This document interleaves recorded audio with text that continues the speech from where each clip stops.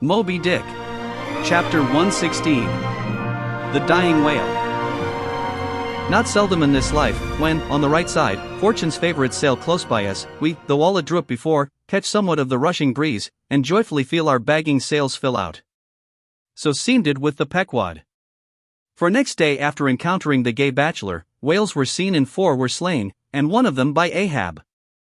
It was far down the afternoon, and when all the spearings of the crimson fight were done, and floating in the lovely sunset sea and sky, sun and whale both stilly died together, then, such a sweetness and such plaintiveness, such enwreathing orisons curled up in that rosy air, that it almost seemed as if far over from the deep green convent valleys of the Manila Isles, the Spanish land breeze, wantonly turned sailor, had gone to sea, freighted with these vesper hymns.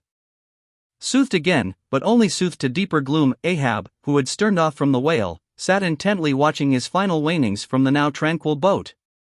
For that strange spectacle observable in all sperm whales dying, the turning sunwards of the head, and so expiring, that strange spectacle, beheld of such a placid evening, somehow to Ahab conveyed a wondrousness unknown before. He turns into it, how slowly, but how steadfastly, his homage rendering and invoking brow, with his last dying motions. He too worships fire, most faithful, broad, baronial vassal of the sun. Oh, that these two favoring eyes should see these two favoring sights. Look! Here, far waterlocked, beyond all hum of human weal or woe, in these most candid and impartial seas, where to traditions no rocks furnish tablets, where for long Chinese ages, the billows have still rolled on speechless and unspoken to, as stars that shine upon the Niger's unknown source, here, too, life dies sunwards full of faith, but see! No sooner dead, than death whirls round the corpse, and it heads some other way. Oh, thou dark Hindu half of nature, who of drowned bones hast builded thy separate throne somewhere in the heart of these unverdured seas, thou art an infidel, thou queen, and too truly speakest to me in the wide slaughtering typhoon, and the hushed burial of its after calm. Nor has this thy whale sunwards turned his dying head, and then gone round again, without a lesson to me. Oh, trebly hooped and welded hip of power! Oh, high aspiring, rainbow jet, that one strivest, this one jettest, all in vain. In vain, O whale, dost thou seek intercedings with yon all-quickening sun, that only calls forth life, but gives it not again. Yet dost thou, darker half, rock me with a prouder, if a darker faith. All thy unnameable imminglings float beneath me here, I am buoyed by breaths of once living things, exhaled as air, but water now. Then hail, forever hail, O sea, in whose eternal tossings the wild fowl finds his only rest. Born of earth, yet suckled by the sea, though hill and valley mothered me, ye billows are my foster brothers. Chapter 117. The Whale Watch. The 4 whales slain that evening had died wide apart, one far to windward, one, less distant, to leeward, one ahead, one astern. These last 3 were brought alongside ere nightfall, but the windward one could not be reached till morning, and the boat that had killed it lay by its side all night, and that boat was Ahab's. The wave-pole was thrust upright into the dead whale's spout-hole, and the lantern hanging from its top cast a troubled flickering glare upon the black, glossy back, and far out upon the midnight waves, which gently chafed the whale's broad flank, like soft surf upon a beach. Ahab and all his boat's crew seemed asleep, but the Parsee, who crouching in the bow, sat watching the sharks, that spectrally played round the whale, and tapped the light-cedar planks with their tails. A sound like the moaning in squadrons over asphaltites of unforgiven ghosts of Gomorrah, ran shuddering through the air. Started from his slumbers, Ahab, face to face, saw the Parsee, and hooped round by the gloom of the night they seemed the last men in a flooded world. I have dreamed it again, said he. Of the hearses? Have I not said, old man, that neither hearse nor coffin can be thine? And who are hearse that die on the sea? But I said, old man, that ere thou couldst die on this voyage, 2 hearses must verily be seen by thee on the sea, the first not made by mortal hands, and the visible wood of the last one must be grown in America. Aye. A strange sight that, Parsee, a hearse and its plumes floating over the ocean with the waves for the pallbearers. Ha! Such a sight we shall not soon see. Believe it or not, thou canst not die till it be seen, old man. And what was that saying about thyself? Though it come to the last, I shall still go before thee thy pilot. And when thou art so gone before, if that ever befall, then ere I can follow, thou must still appear to me, to pilot me still, was it not so? Well, then, did I believe all ye say, O my pilot? I have here 2 pledges that I shall yet slay Moby Dick and survive it. "Take another pledge, old man," said the Parsee, as his eyes lighted up like fireflies in the gloom. "Hemp only can kill thee." "The gallows, you mean? I am immortal then, on land and on sea," cried Ahab, with a laugh of derision, "immortal on land and on sea." Both were silent again, as one man. The grey dawn came on, and the slumbering crew arose from the boat's bottom, and ere noon the dead whale was brought to the ship. Chapter 118. The Quadrant. The season for the line at length drew near, and every day when Ahab, coming from his cabin, cast his eyes aloft, the vigilant helmsman would ostentatiously handle his spokes, and the eager mariners quickly run to the braces, and would stand there with all their eyes centrally fixed on the nailed doubloon, impatient for the order to point the ship's prow for the equator. In good time the order came. It was hard upon high noon, and Ahab, seated in the bows of his high-hoisted boat, was about taking his wonted daily observation of the sun to determine his latitude.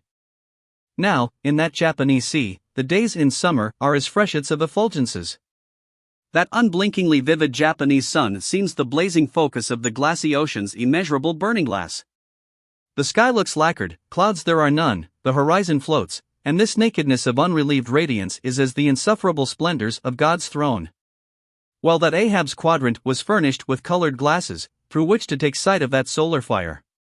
So, swinging his seated form to the roll of the ship, and with his astrological-looking instrument placed to his eye, he remained in that posture for some moments to catch the precise instant when the sun should gain its precise meridian.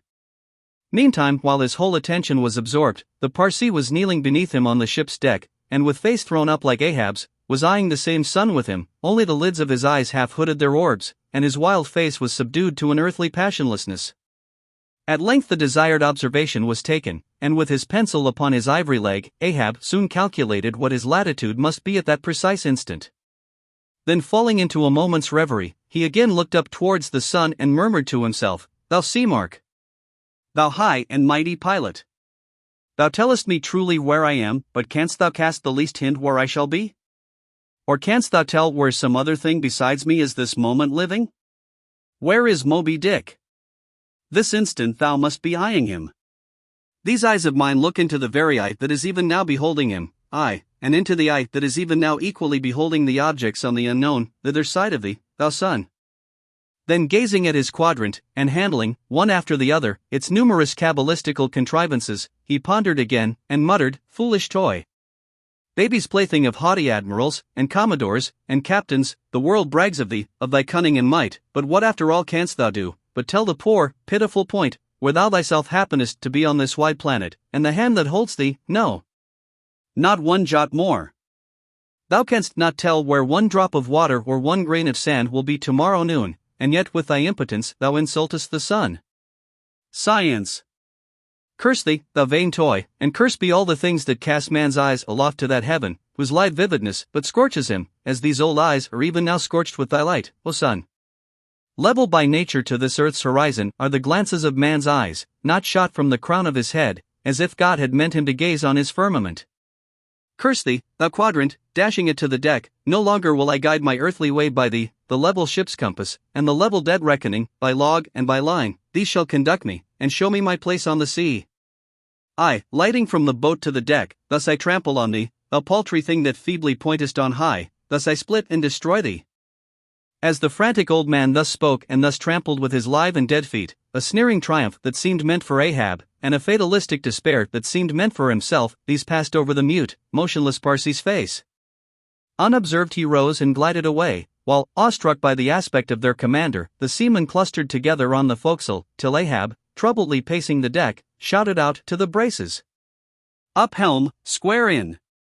In an instant the yards swung round, and as the ship half-wheeled upon her heel, her three firm-seated graceful masts erectly poised upon her long, ribbed hull, seemed as the three Horatii pirouetting on one sufficient steed. Standing between the knight-heads, Starbuck watched the Pequod's tumultuous way, and Ahab's also, as he went lurching along the deck. I have sat before the dense coal-fire and watched it all aglow, full of its tormented flaming life, and I have seen it wane at last, down, down, to dumbest dust. Old man of oceans! Of all this fiery life of thine, what will at length remain but one little heap of ashes? "Aye," cried Stubb, "but sea-coal ashes, mind ye that, Mr. Starbuck, sea-coal, not your common charcoal." Well, I heard Ahab mutter, here someone thrusts these cards into these old hands of mine, swears that I must play them, and no others. And damn me, Ahab, but thou actest right, live in the game, and die in it. Chapter 119. The Candles. Warmest climes, but nurse the cruelest fangs, the tiger of Bengal crouches in spiced groves of ceaseless verdure. Skies the most effulgent, but basket the deadliest thunders, gorgeous Cuba-nosed tornadoes that never swept tame northern lands. So, too, it is, that in these resplendent Japanese seas the mariner encounters the direst of all storms, the typhoon. It will sometimes burst from out that cloudless sky, like an exploding bomb upon a dazed and sleepy town. Towards evening of that day, the Pequod was torn of her canvas, and barepoled was left to fight a typhoon which had struck her directly ahead. When darkness came on, sky and sea roared and split with the thunder, and blazed with the lightning, that showed the disabled masts fluttering here and there with the rags which the first fury of the tempest had left for its after-sport. Holding by a shroud, Starbuck was standing on the quarter-deck, at every flash of the lightning glancing aloft, to see what additional disaster might have befallen the intricate hamper there, while Stubb and Flask were directing the men in the higher hoisting and firmer lashing of the boats. But all their pains seemed naught. Though lifted to the very top of the cranes, the windward quarter boat, Ahab's, did not escape. A great rolling sea, dashing high up against the reeling ship's high teetering side, stove in the boat's bottom at the stern, and left it again, all dripping through like a sieve. Bad work, bad work.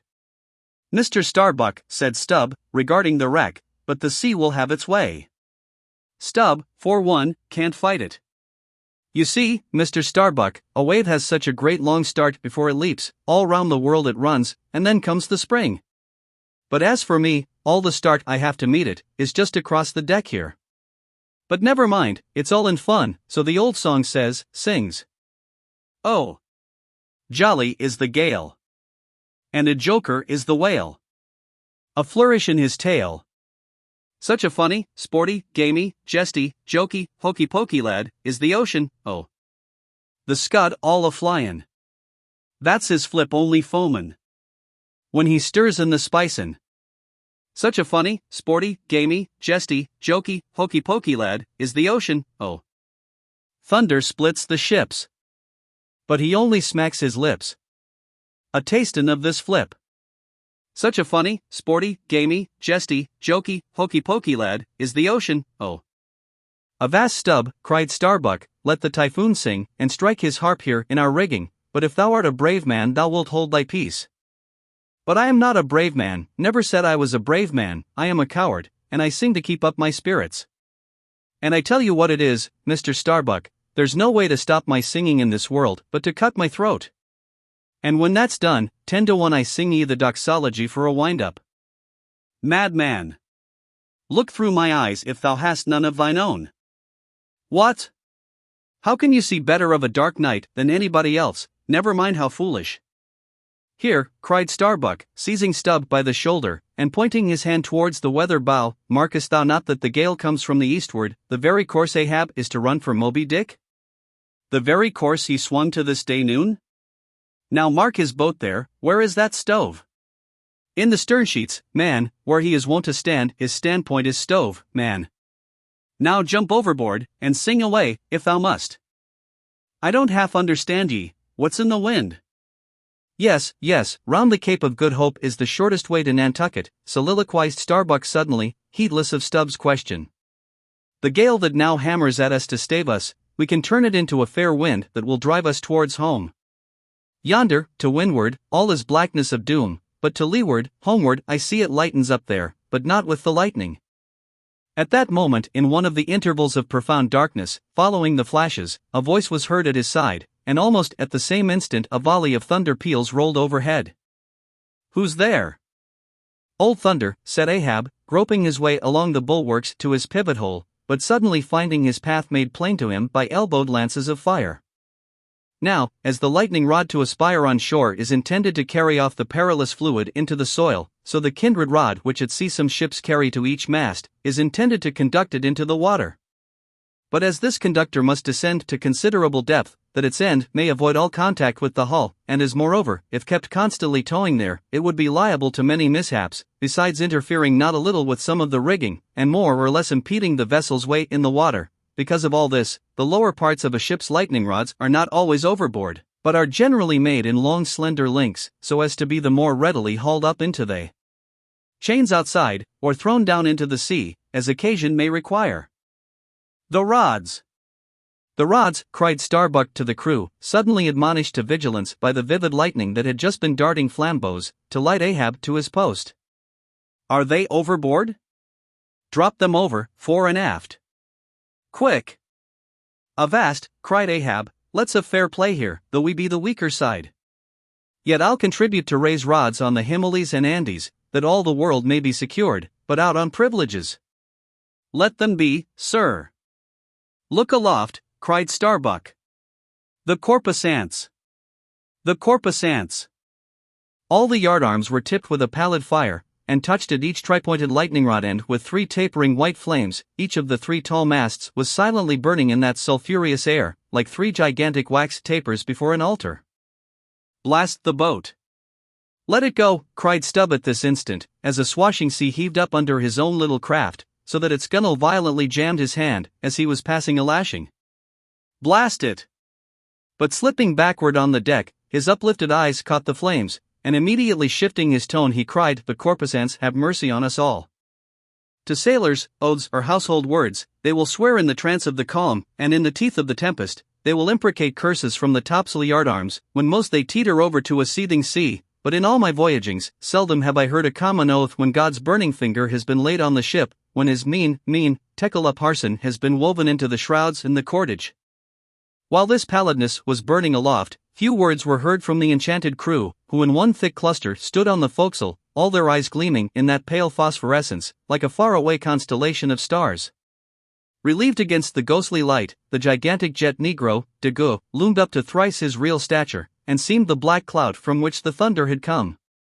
The parted mouth of Tashtego revealed his shark-white teeth, which strangely gleamed as if they too had been tipped by corpusants, while lit up by the preternatural light, Queequeg's tattooing burned like satanic blue flames on his body. The tableau all waned at last with the pallidness aloft, and once more the Pequod and every soul on her decks were wrapped in a pall. A moment or two passed, when Starbuck, going forward, pushed against someone. It was Stubb. What thinkest thou now, man? I heard thy cry, it was not the same in the song.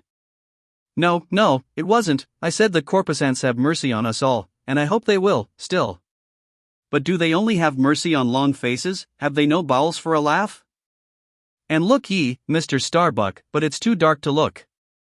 Hear me, then, I take that masthead flame we saw for a sign of good luck, for those masts are rooted in a hold that is going to be chock-a-block with sperm oil, DC, and so, all that sperm will work up into the masts, like sap in a tree.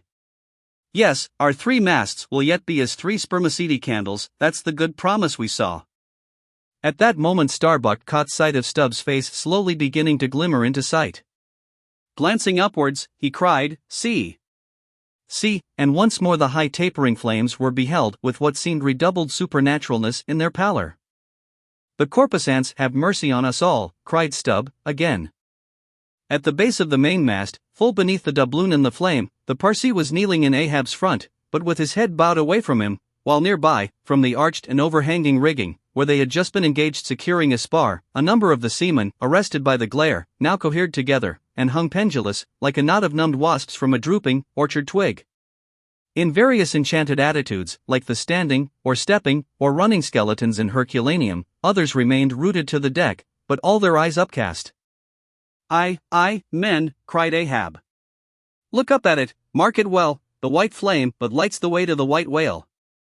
Hand me those mainmast links there, I would fain feel this pulse, and let mine beat against it, blood against fire. So.